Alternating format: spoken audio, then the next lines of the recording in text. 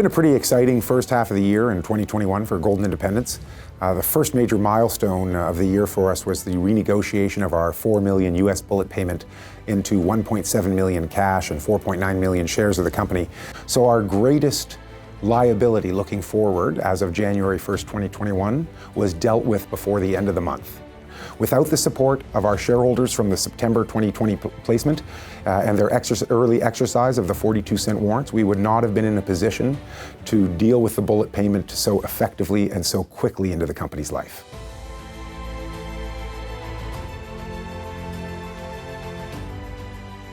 In late 2020, we began our Phase 1 RC drill program at the Independence Project, and we wrapped it up early in the first quarter of 2021. Incorporating the historical results that formed the basis of the 2010 resource, which was not NI 43-101 compliant, coupling that with the drill results from 2017, which were done by a previous operator and never included in a resource statement, and then finally adding in the 25,000 feet in 36 holes of RC drilling that we've done, has allowed us to more than double our near-surface resource from around 270,000 ounces of gold to just over 684,000 ounces in the measured, indicated, and inferred categories.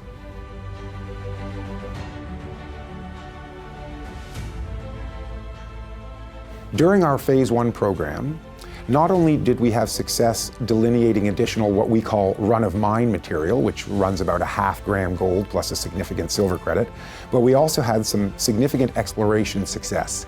Hole AGEI 32 returned not only good intercept within the oxide ore body, but slightly beyond the footwall of the oxide ore body, returned 80 feet, grading just over 9 grams gold and 25 grams silver.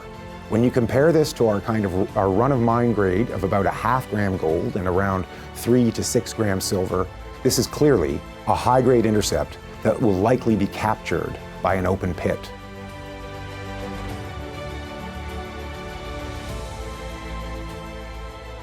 The Phase 1 drilling all went into the mineral resource estimate, which we tabled in May of 2021. But that doesn't mean we're stopping at the project.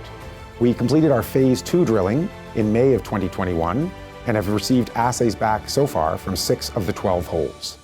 Our Phase 2 program is focused on 2 areas of the project. 6 holes in the north near hole 47, where we returned 530 feet, grading 0.5 grams of gold and 3.5 grams of silver from surface, what we call very much run-of-mine material.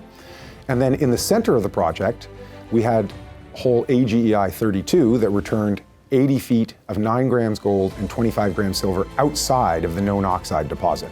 So clearly, we needed to put some more holes down there. We've got 6 holes in the area of AGEI 32. We've released 2 of them to date, and 4 are pending.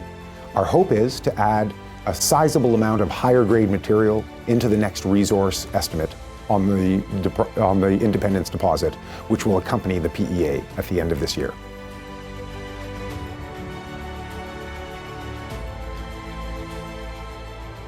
In the last 20 years, we've seen the gold price increase from around $300 to as high as $2,000. The trend line is pretty clearly up. There may be some volatility on the way, but we know the direction this commodity is going. In the last year, the US government has increased its monetary base by around 20%. This is the largest ever increase, ever, in the US monetary base. This was a response to the COVID emergency.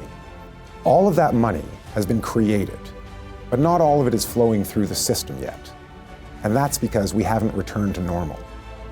When we return to a more normal economic environment and people are out there spending all that money that's been created, that's what economists call the velocity of money.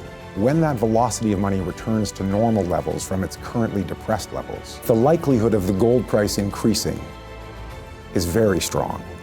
Inflation is likely to accompany a 20% increase in the money supply.